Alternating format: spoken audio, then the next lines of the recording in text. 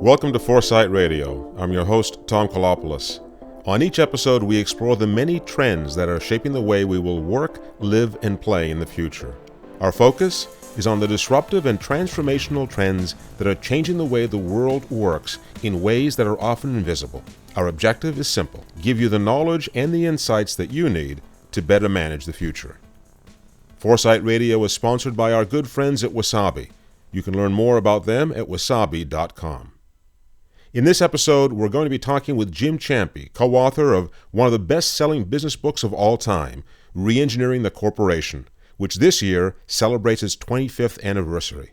I sat down with Jim in his summer home on the New Hampshire coast to talk about the changes he has seen since the original publishing of Reengineering the Corporation. Our conversation meandered through a broad set of topics from leadership and iconic figures such as Steve Jobs and Peter Drucker, to the challenge of change, the critical importance of cultural differences, the changing role of women in business, healthcare, one of Jim's favorite topics lately, the future of AI, globalization, and the threat of China, all the way to the role of higher education. As is always the case in talking to Jim, it was a fascinating and enlightening conversation. Here's my interview with Jim Champy. Jim, as amazing as it sounds, Reengineering the Corporation, the book that you and Michael Hammer wrote, is now 25 years old. If you had to rewrite that book today, what would you do differently? You know, Tom, I often think about that question, and I'm a bit two-headed about it. I think a lot of the principles in that book are still very sound, but businesses are still constructed on the basis of processes. All businesses have processes, and no matter how digitized we become, there will be operational and business processes in every venture and every business and every enterprise. So the ideas and the importance of process, I think, remain. I know that has been challenged over the 25 years, but I still think it's important that a company or a venture have a focus on process excellence. That's the basis of operations, if you will.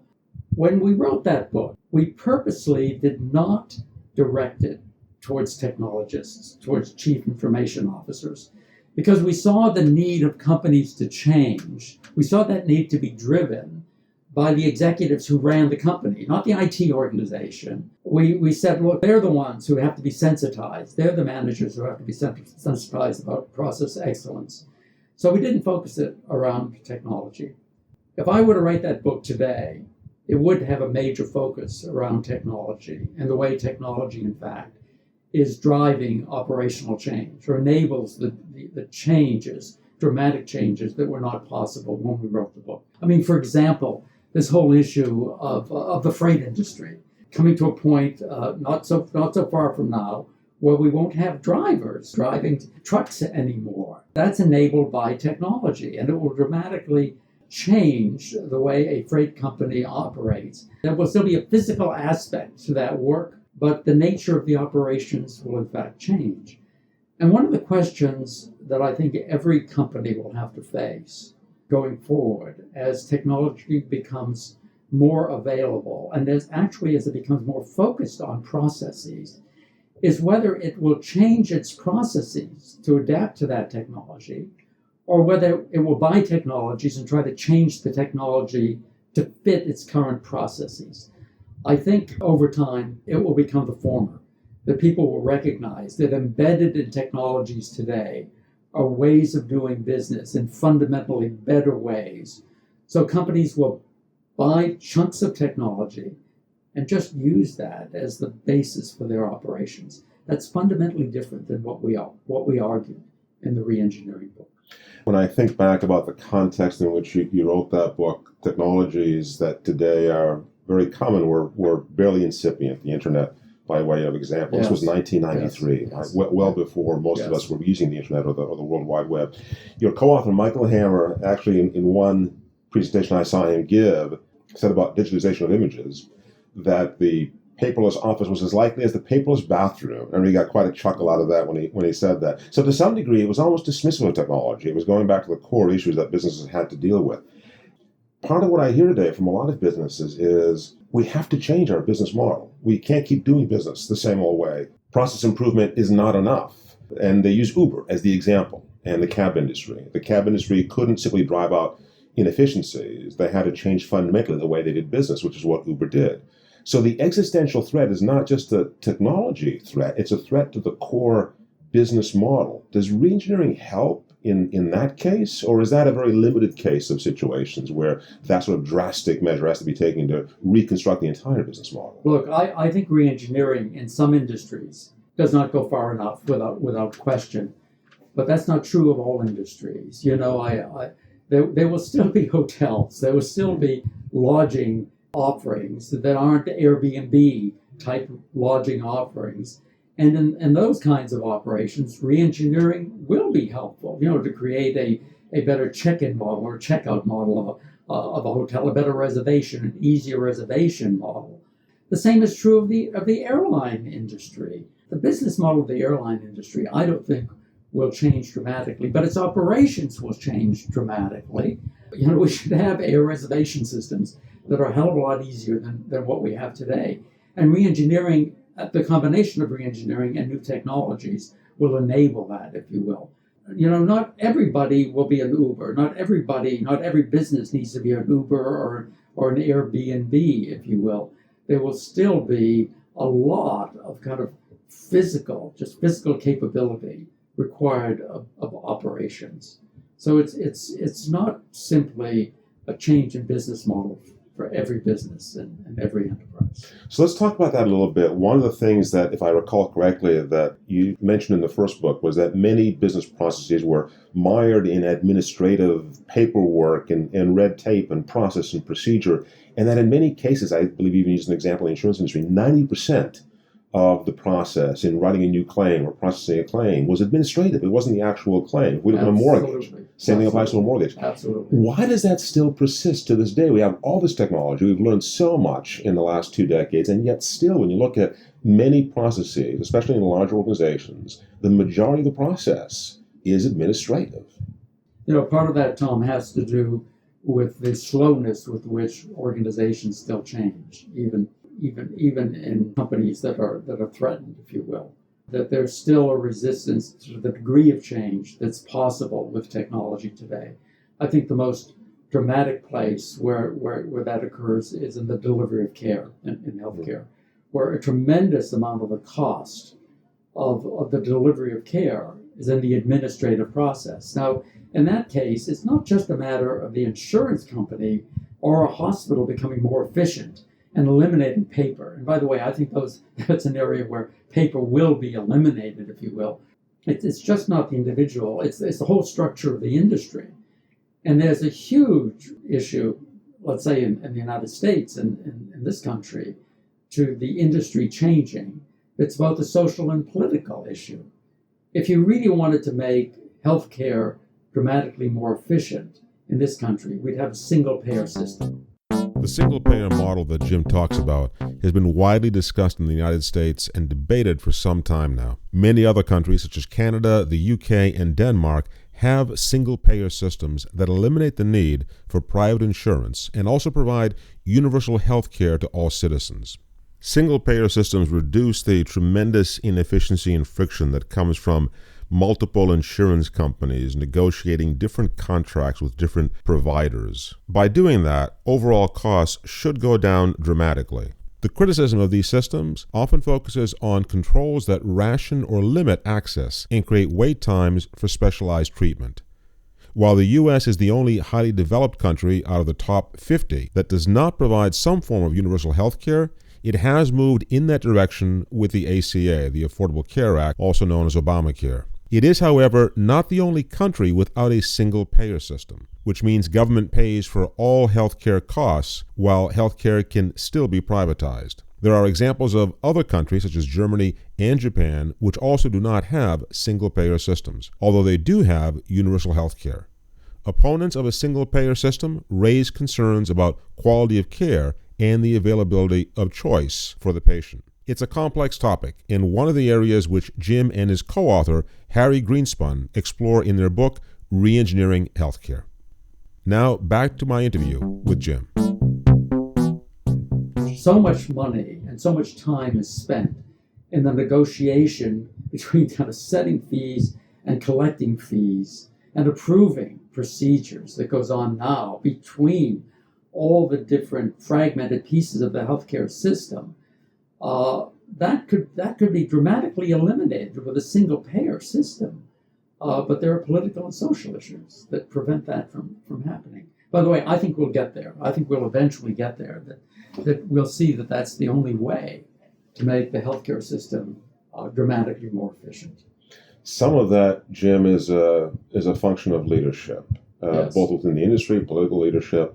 I know you spent a lot of time studying leadership. We had a great connection through Peter Drucker for many years, who you introduced me to some time ago. And Peter was obviously an incredible student of leadership and felt it was one of the most important callings that one can have.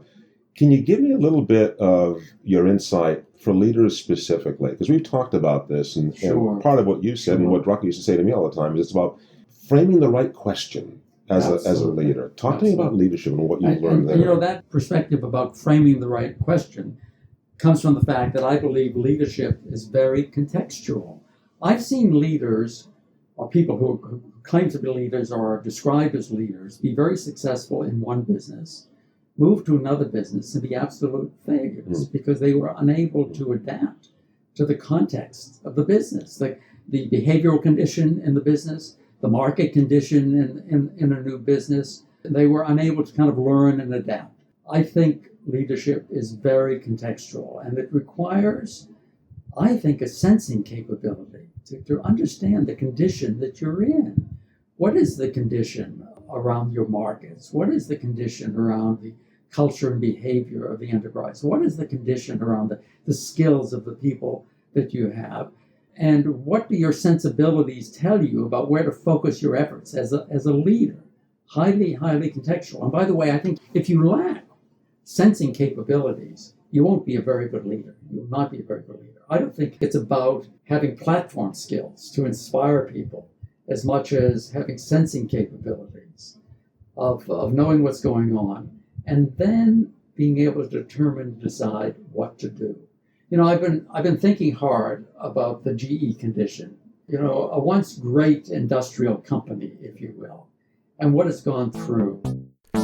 As Jim was talking about GE, I couldn't help but be reminded of how after 110 years, they had just been delisted from the Dow Jones Industrial Average on June 26th of 2018. And this jingle from a 1986 GE commercial then came to mind.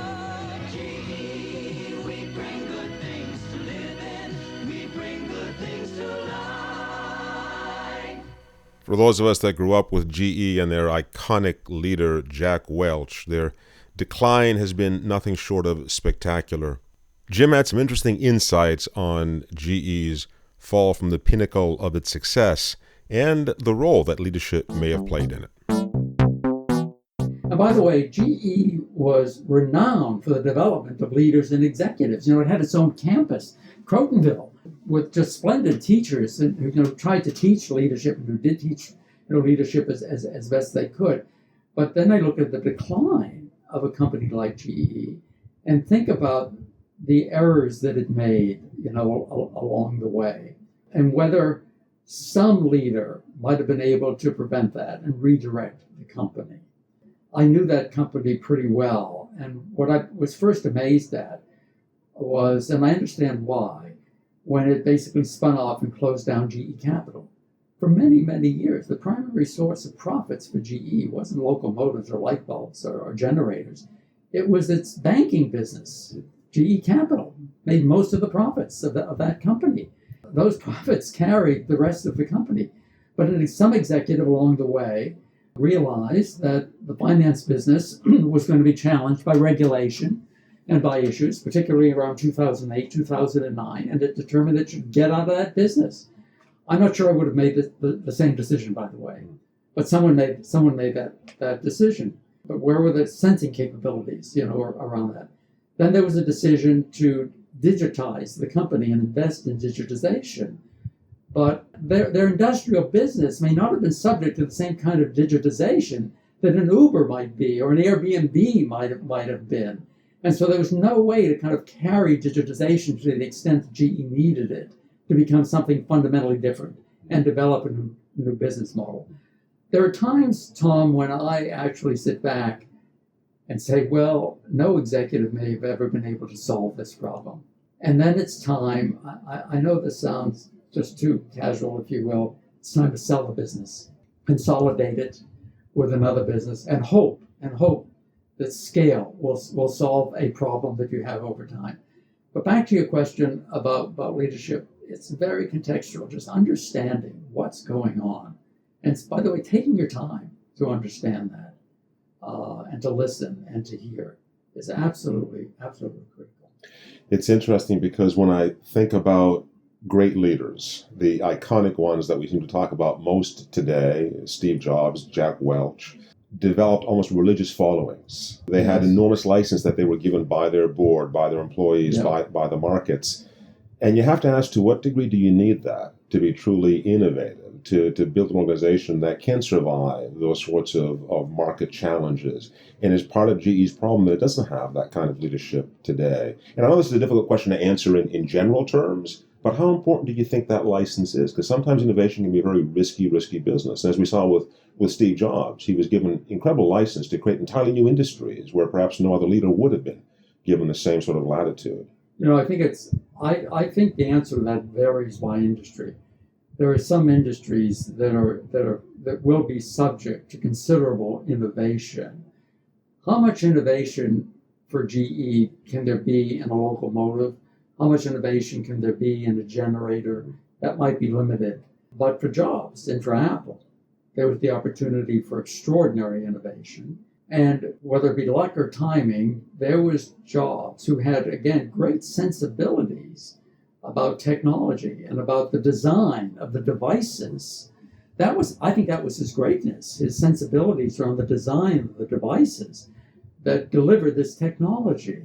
By the way, as you know, he was flawed in so many other respects as a leader. I think he was able to inspire, frankly, and hold on to that leadership position because he was able to continue to astound people and his own people around the success of the innovation and the technology that he led and that he designed.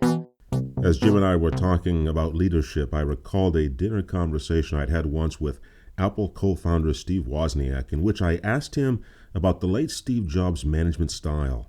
What I recall most was how Woz recounted occasions when Jobs would stick his head into a closed-door meeting where some sort of problem was being solved, take a quick pulse of the room, scan the whiteboards and flip charts, and then simply say something to the effect of, "You can do better." Sometimes that was it, and then he'd leave the room. Crass, perhaps, but I think it's brilliant. The most powerful 4 words you can utter as a leader: you can do better. Because when Jobs told you that you could do better, you sure as hell tried. And more often than not, you probably did. But I think on the other hand, his dismissiveness of people, were a leadership capability that can get someone in trouble, even if they're innovative on the technology side. But that was an industry that was subject to innovation, and fortunately, there was a great innovator. That's not possible for all industries.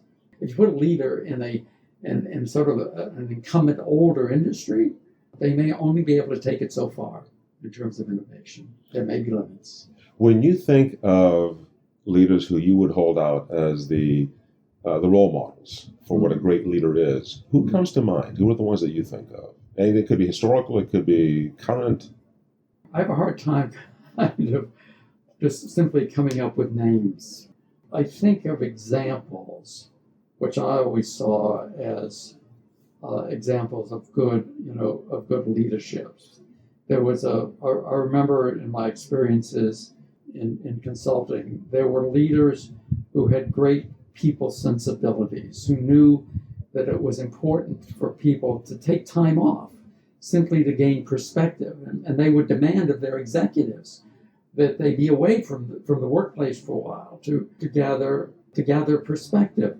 I recall a leader who ran a utilities company that was going through great change, from whom I learned, who said to me, "Look, I won't get change to happen in this company until every individual understands how that change will affect their work." And I said, "Wow, that's a very very powerful perspective." And so my experience of leadership and people who are great leaders came from those vignettes, basically, of people who had insights that I hadn't seen before, just had not seen before, and had the courage to institute those. I'm looking at leaders now of educational institutions who are standing up to a lot of the political forces, dangerous political forces right now from the perspective of education, and saying these are great leaders, but they're great leaders because they see the important values and purpose that their institutions bring, and they're being strong. They're being strong, if you will. I mean, it comes back again to this issue of the contextual nature of leadership. It's what's required in a given situation. So I wrote a whole book called The Arc of Ambition that was all about these leaders and the importance and the nature of their ambition. Michael Dell was in that book. I admire Dell for what he's done. I admire him for particular reasons because he saw the importance of bringing his company private to make the changes he needed to make. So I admire him for that. We wrote about a number of people who did exceptional things, but again, they were all contextual.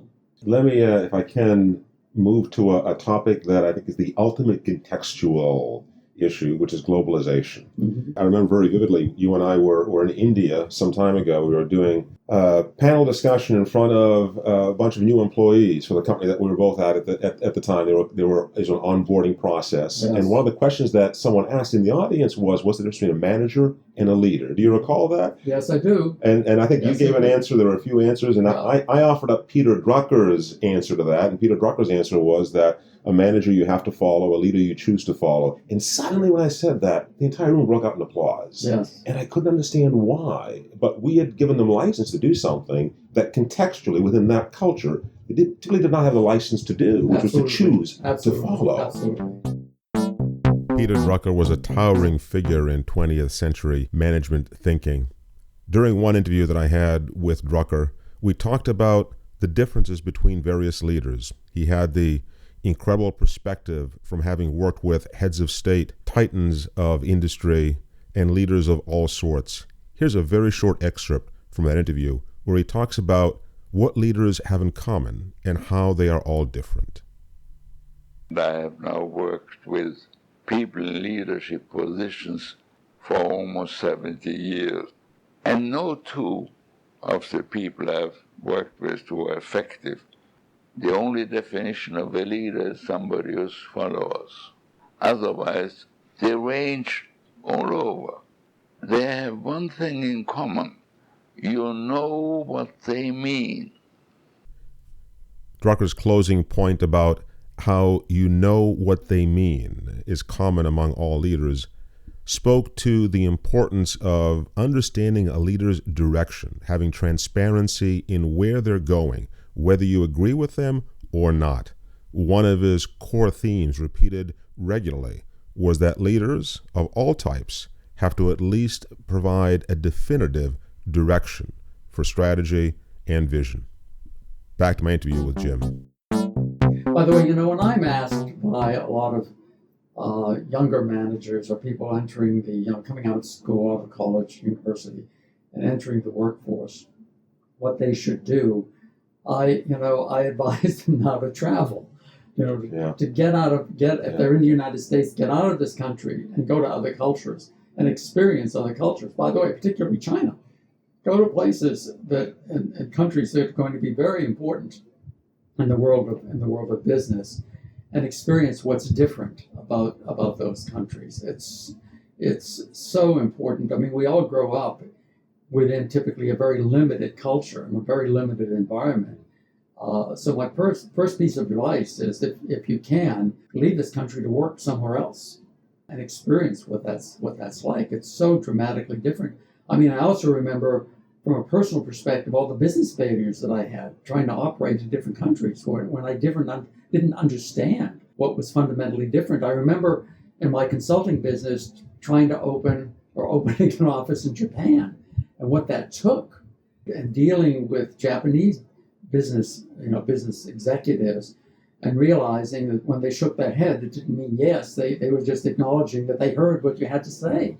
I mean, there are cultural differences that are significant, and it's important to learn those and to respect them, actually to respect them, and to see how management styles in other countries and other environments might be really important. By the way, the other advice that I give, in some way more cautiously, is to have children. We all learn so much from Indeed. raising a child. Indeed. And the behaviors we see of our children, because we see the same behaviors at times from people within our organizations. And you learn to deal with that. You learn how to address that by being a good parent. So have children and leave the country. I mean, those are two pieces of advice I give to any aspiring, young professional today. I think that's great. I think our children also are our best 360-degree evaluators. Yeah. They see us from every angle and call us on our BS when we need to be called on it as well. By the way, I have seen dramatic change of executives. I mean, there's this very important issue of the role and the importance of women in business today. And I am a strong believer in the value and contribution, I have been for many, many years, that women make, and how some companies limit their capabilities because women are not put in important and prominent enough positions of management and power and control, if you will. They bring a set of sensibilities, particularly in numbers, that men do not always bring. I think that's important. But I have found it difficult at times to convince managers and executives of that, very difficult. But I can tell you that has changed when I've seen a manager who has a daughter and starts to experience what a daughter is going through, the value a daughter brings, and how, in fact, at times their contributions in whatever environment they're in can be limited by this very limited view of the role of women in enterprises. And the perspective of that manager changes, actually. By the way, I have worked in other countries. I've never lived in one, and I regret that. You're listening to Foresight Radio, and we're taking a quick break to thank our sponsor of this episode, Wasabi Technologies, the leader in the next generation of cloud storage. Find out more about Wasabi at wasabi.com. Wasabi Hot Cloud Storage is a proud sponsor of Foresight Radio and their mission to help rethink the future of how we work, live, and play. At Wasabi, we're rethinking cloud storage. We're less expensive than just the maintenance on your current on-premises storage. And we're 80% cheaper and 6 times faster than Amazon S3 with no egress fees. See for yourself with unlimited storage for a month. Go to wasabi.com, click free trial, and use the offer code Foresight. And now, back to Foresight Radio and my interview with Jim Champy. I've often thought that, especially in the formative years, 16, 17, 18, it is a wonderful time to experience a different culture. Yes. And to truly understand, Yes. and to attain a degree of tolerance and understanding of differences. Yeah. Because cultures do look at things very, very differently. And having that sensitivity, I think, is critical in today's global marketplace, right? So let's talk a bit about technology. Right now, so much of the conversation that you hear is focused on AI and the threat it poses to joblessness, a new era of technology in positions where humans otherwise would be employed. Do you have an opinion on the role of AI or where that trajectory is going, or the things that we should at least keep in mind to be vigilant and to help shape that future? I by no means have all the answers. I'm not sure anybody does. I haven't heard a clear perspective yet on how the workforce will, in fact, over time be reshaped. But I do have a few thoughts. I think from a managerial and executive perspective, leadership perspective, AI can help our sensibility. Social networking helps our sensibilities. I still think on the ground sensing is important. Actually being in a physical place to see what's going on actually remains important. But there's so much more information that's made available to us and will be made available to us through AI that it will help tune our sensibilities. So I do think it will be valuable to us. I still think the analytics part of AI will help us solve a lot of problems and will increase the effectiveness of many of our processes. I have no question about that. Again, particularly in healthcare, the delivery of care. What we're able to do now by looking at large amounts of information about patients and treatments It's already happening. It helps determine the effectiveness of the right treatment for the right patient. That will have dramatic effect, I think. But there's still a long way to go with AI. And we should always remind ourselves that the A is for artificial. It is, in fact, artificial. I think AI, and I may be wrong in my assessment here, is still mostly around the analytics and management of very, very large amounts of data and what that analytics can tell us. We still do not understand how intelligence really works. And until we are able to understand how the mind works, how intelligence works, and how to kind of link that to these processes around data in some way, it will remain artificial intelligence. It will not be real intelligence. What I find a bit troubling when I listen to the so-called AI experts is so much of it is around data and the thinking about data. It isn't the way the scientist thinks about the mind and how the mind works. And so I think the future, the excitement I have around it, is a future in which we have scientists and engineers working together to think about how AI no longer is artificial, but gets closer and closer to real intelligence. That's where it will make a significant difference. My suspicion is we're many years away from that. There are those people who believe we're closer, but I think we're many years away. Here's the thing that I often think to myself, Jim, is that there are so many areas where we can achieve improvements in basic efficiencies that we overlook in the hopes that AI will somehow forgive all of those errors of management, errors of process, errors of procedure. And the reality is we have a long way to go just to shore up the existing business models, processes, and procedures. Absolutely. Without question. You can still go into any company, any enterprise, and find incredibly inefficient mostly administrative processes. If you have the misfortune of having to visit a hospital, just experience what the check-in process is like. And it isn't simply, it should simply be, by the way, showing your insurance card or showing some form of, or some number that allows you to enter the system immediately, but it never does. It's easier for me to check into my car dealership. When I drive into the bay, my key fob tells them who I am. By the time I sit down at the desk of the young lady checking me in, she has everything filled out. She knows everything about me. I tell her nothing. She says, have a seat, have an espresso, and we'll be ready for you in about an hour. Compare that and contrast that to what it's like to admit yourself to an ER that you've been to maybe 2, 3, 4, 5 times before. That's right.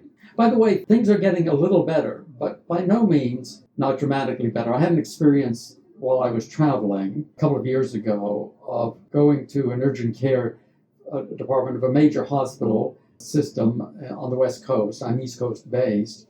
And you're almost always asked what medications you're taking.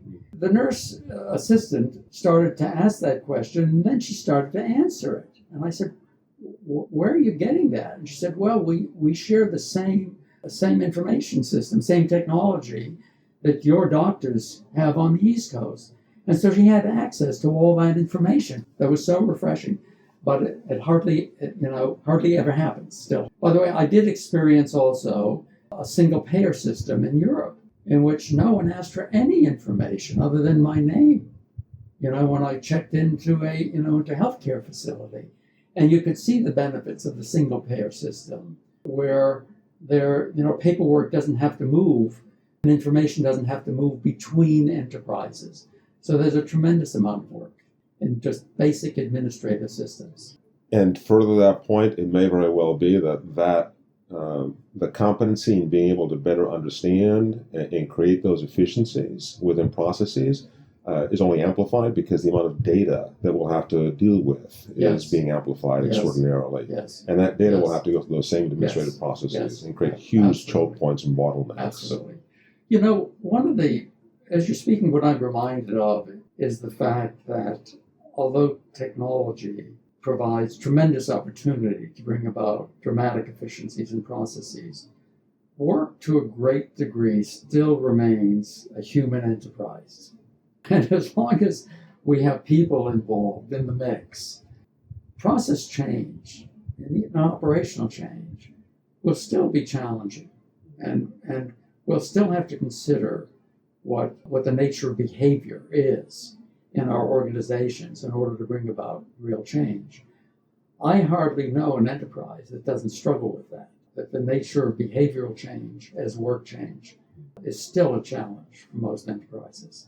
And I keep having to remind myself that the nature of work is still, to a great degree, a human enterprise and will be so through most of our lifetime. In many ways, technology is making it more human. I would like to think that AI is actually creating bonds that are more intimate between buyer and seller, between customer and retail, or whatever the example might be. That AI is actually allowing us to increase that level of humanity in the process over what it was before. We used to be anonymous entities. No one really knew me. Now suddenly they have the ability to do that, to know me at a very deep level. And the question is, will they respect that, and will they use it in a way that's meaningful? You know, what comes to mind as you raise that question is that in any system that is based on AI and is based on technology, I think it will remain important to give the customer, the client, the buyer, choice. I can see systems being designed that use AI to try to make a decision for you. And that will work in some instances, but not all instances. And it will work for some people, but not all people. It depends on what you consider to be important in your life, if you will. I wouldn't want a food delivery system to decide for me what I'm going to have for dinner every evening. Mr. Champy, tonight's menu has been decided based on an evaluation of your genome, activity levels, and current metabolic requirements. It will be delivered by 5 p.m. Enjoy. But I would enjoy a technology that delivers food to me, but gives me a choice, in fact, to do that. So I think you can take AI too far for some, if you will, for some customers, for some clients. But if you keep in mind that there are areas in which people will still want choice, you can still develop the intimacy that's required. The question you raise brings about the question of whether intimacy with customers will always be important and how you maintain that intimacy. Interestingly, we're going through a debate here in my local community with a local golf course that's put in an automated reservation system for tee times. More than half of the members are upset that they don't get to talk to someone in the pro shop when they call up for a tee time. It'd be much more efficient. You can go online and see all the available times, but people are missing the intimacy of the contact with the junior pro in the shop who used to answer the phone, and it's become a big issue.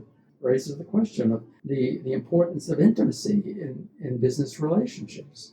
By the way, I don't know the answer to that. I don't know whether a generation or two from now we will all have become so automated that we'll forget even what intimacy is, if you will. But there are still those questions around how to maintain some of the things that we believe are important in business. And I'm sure some of those differences of opinion are probably across generational divides.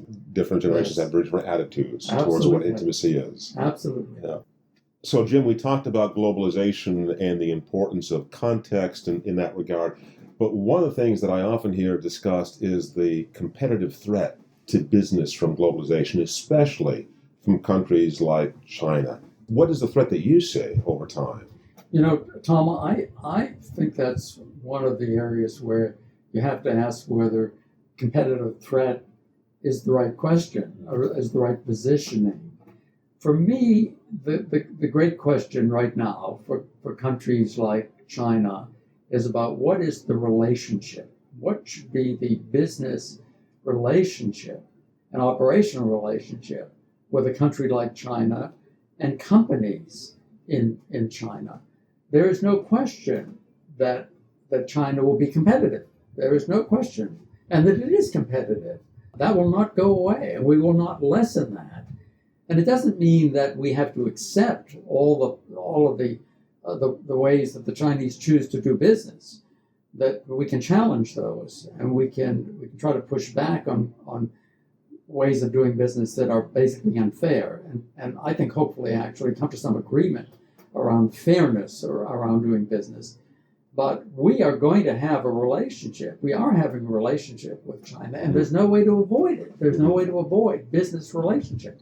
If you look at, say, the chip industry right now in this country, And by the way, I think in terms of engineering and capability, this country remains the most advanced in terms of technology and digital, those kinds of digital technologies. Almost everything we design and manufacture is shipped in one form or another to China to be included in some device that's actually manufactured in China and then shipped back here or shipped to some other part of the world, if you will. Chip companies are establishing outposts in China and other parts of the world. And all of that is becoming globalized. And so the question is, how do you really operate in an environment that will be globalized and in some sense must be globalized? To assume that we can put barriers is a fantasy today. Put barriers, between our businesses will only actually create failures, I think, in this country. I mean, you could see it in the restrictions we've tried to put in place right now on companies selling to the Chinese manufacturers that basically produce technologies that run our communications infrastructures. Those companies are going to continue to produce those technologies. And to prevent our companies from doing business with them is going to be problematic, for us. So the question to answer, or ask and answer, is what's the nature of the relationship? And how do we cultivate that relationship? And how do we create the opportunity for businesses across our countries to be successful? And we've got to work that through. The answer is not barriers. I know that. In many ways, don't you think what we're seeing through increased interreliance is actually an increased global stability, that the threat goes down as the interreliance goes up? It should be. Absolutely. Now, I mean, the problem is we don't trust the political intent in some of these countries. If you think again of the communications infrastructure in the world, what's going on should enable an extraordinary communications infrastructure globally to be built, if you will. Because of the political distrust, there are issues, and those issues will continue. But we may never be able to, at least in our lifetime, be able to resolve those issues. The area, however, where the U.S. is still unquestionably the envy of the world is in higher education. I know you've had a great deal of involvement in that area. What do you see there? Will we be able to maintain that position? What are the threats there, and what do we have to do, not just to stay in the position of being the envy of the world when it comes to higher education, but actually educating 10 billion minds, which is something that we have not been able to do up until now. A very small percentage of global population has actually gone through higher education. First thing we must do is we must, as educational institutions, remain open to students from all countries and all societies. That is the first thing we must do. Some of our most brilliant and contributory students come from other countries. They've come to this country. They've stayed in this country. They've contributed to the development of our businesses. All you have to do is look at some of the founders of some of the companies that we hold out now to be the leaders, particularly in technology, and you'll see the founders of those companies actually came from other countries. Some of them were educated or began their education in the countries in which they were born and continued their education for advanced degrees in this country. But we must remain open.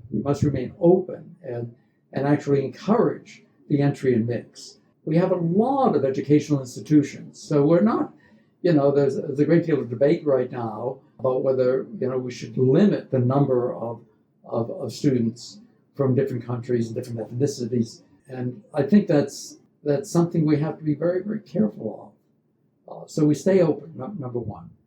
Second, we have to invest. There's already a belief by people of authority that the Chinese are ahead of us in artificial intelligence, clearly in their universities, that their research and their expertise and their position has already exceeded our capability as a collective set of institutions in this country. And I can tell you that the Tsinghua University in China is considered the biggest competitive risk by most U.S. technological and science and engineering universities. And I believe that to be the case, and I believe that to be true. So we have to, as a country, continue to invest in our educational institutions in order to maintain them. Education is expensive in this country, and it's not because we're overpaying our professors. It is a costly, particularly for science and education and engineering universities. It's a very, very expensive infrastructure that we need to do research and to teach. And so we must support that. We need the government to support that. We need industry to support that. Individuals, interestingly, already support it. I mean, one of the reasons we have such a strong, particularly advanced educational system is because of philanthropy, private philanthropy. It isn't because of what our government has necessarily put into it in the last several years. It's individual philanthropy that's keeping that going. But we need the support of government, and we need government to be supporting the research institutions. We sometimes, I think, forget that, the importance of the role of those research institutions. And there are several of them in this country. We need to make sure that they're properly funded and that they're funded around the right initiatives. Peter Drucker once said to me that there was no greater investment a society could make than in its educational systems and institutions. Absolutely. Again, I don't want to necessarily get into politics here, but there's this, in this discussion, there's this sense around the country right now that is very dangerous, that there's something improperly elitist around many of our educational institutions and the communities around those institutions. And to some degree, I think those institutions have earned some of that sense because they have forgotten the importance of solving some of the problems in this country. I will not name the institution, but I spent some time over the last few years at a very, very major and fine institution, educational institution, research institution in this country. And I spent time visiting their various schools. And most of these institutions will have various schools of engineering, schools of science, schools of education, medical schools. I remember going to the School of Public Health of this great institution, wanting to talk about with some of the professors the plight of healthcare in the United States. I could find no one that was doing any research or had something, important to say about it. I could find lots of people who were doing research and actually creating advances in undeveloped countries, large numbers. Now you say, why is that? Well, there is some virtue in that, because when you go to an undeveloped country, there is no kind of political or existing, typically business infrastructure that stops you from doing something truly innovative. So there was tremendous innovation going on in these undeveloped countries, but none of these professors, none of these researchers, I thought, were paying serious attention to the problems of healthcare in the United States. And so I can see how, when that behavior comes about, when there's a sense that these institutions are not contributing to the solution of the problems in this country, that a sense of elitism would set in. By the way, I found the same true of the School of Education at this institution. There was tremendous innovation going on in education in undeveloped countries, but not that much going on at all around the need for some change in innovation and education in the United States.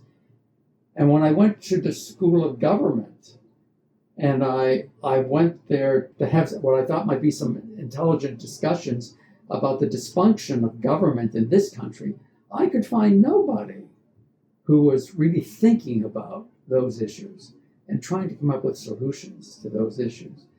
So, there's some argument that our so-called elitist institutions deserve a little bit of the blame or the sense that there is right now of their remoteness from the problems of this country because they haven't been involved to the degree that they could have been, that they should have been. On the other hand, we experience tremendous risk because of that in not being supportive of our institutions. They continue to be great. They continue to be the best, but they are in fact threatened, particularly by the Chinese institutions in science and technology. I'm fascinated because I rarely, in my travels across the world, rarely come across anyone who does not want to tell me how their son or their daughter is going to go to some very prestigious school in the U.S. Yes. and how we are still held out as the benchmark for what the best of the best is all about. You know, Tom, the other thing that's important to recognize around that point is that there are not only a number of prestigious and fine institutions that are globally well known, but there are so many smaller colleges and universities that are also superb. And there are so many junior colleges that we have. The junior college system, I think, is going to become increasingly important in this country. That is also superb. So it isn't just the great named institutions. It's the extent of our educational capacity and capability that's important. Now, a lot of those state universities and junior colleges are not being well funded, are not being well treated by their local governments these days. That would be a tremendous loss to this country, because not everybody is going to go to one of these big name institutions, nor should they go to one of these big name institutions. There are just many, many finer, small institutions. And so it's important to maintain the whole system. So I want to take this full circle. I'm looking at your bookshelves here of Reengineering the Corporation in 20 different languages. And I can't help but think that was 25 years ago. And it's become a manifesto. You called it a manifesto back then. Yes. It has become a manifesto. I don't think I've ever looked at a process again without asking myself, where is the friction? Where's the inefficiency in this process? And why hasn't it been driven out? It's become a perennial lens that I use in looking at the world. Today, if you were to write a new book, not going back and rewriting Reengineering the Corporation, but a new book, what would the manifesto be? Look, the drive of the manifesto would be so much more around technology today, both around its ubiquity, its availability to everyone, or almost everyone, and it will be available to everyone soon globally. It's both about the ubiquity as well as the capability that's embedded in technologies. Both the capability to process more. That's where, in fact, the AI plays to some degree, just to more effectively and efficiently process large amounts of data, but also the fact that in technologies today, processes are embedded. You can buy a whole suite of technologies that enable the operation of a business today. And so any reengineering book that would be written today would spend a lot of time in the issues around the adoption of various kinds of technologies. Again, both AI-like technologies as well as technologies that have embedded in them processes, and what an organization needs to do to implement those technologies. By the way, there will continue to be a human factor. There will be a human factor and all of that. That will not go away. The other part of the manifesto, I think, would be around the nature of globalization. When we wrote that book, we argued that the openness of our markets, the fact that, and interestingly, when we wrote that book, it was the automotive manufacturers that had, the Japanese were now creating vehicles of quality. It wasn't just a cheap car. And so the nature of competition was changing the automotive industry. Well, today, it isn't the issue of the Japanese simply making a better car. It's the issue of BMW's manufacturing a lot of their vehicles here in the States. And so what are the issues around globalization in terms of supply chain and the way commerce operates, globally? Just a fundamental change in the way commerce operates globally. What does that mean for business processes and how we think about business processes and where an enterprise is located? You can even raise the question about what a global enterprise is and how we think about that and the design of that kind of a global enterprise. So it would be around the nature of true globalization and around the nature of technology. Those would be the kind of the basis or the fundamentals of a reengineering book today. There would still have to be a lot around the nature of change and how to manage the nature of change inside an enterprise and operating change inside an enterprise. And change that for some enterprises might mean changing the business model, but not all enterprises. Jim, always a pleasure to speak with you. I sense there might be a book in the works somewhere there. I hope there is. Maybe it'll be the manifesto that we use for the next generation of leaders going forward, as your last one was for us. Thanks so much for joining us for Foresight Radio. Thank you, Tom. Pleased to be with you. That was Jim Champy speaking with me about re-engineering for the next 25 years. To find out more about Jim, just click the link on the Foresight Radio homepage at foresightradio.com. Thanks again to our sponsors for this episode of Foresight Radio, Wasabi. Take a look at how Wasabi is changing the rules of the game for cloud storage at wasabi.com. This is Tom Koulopoulos. I look forward to joining you again soon for another episode of Foresight Radio as we explore the future of how we will live, work, and play.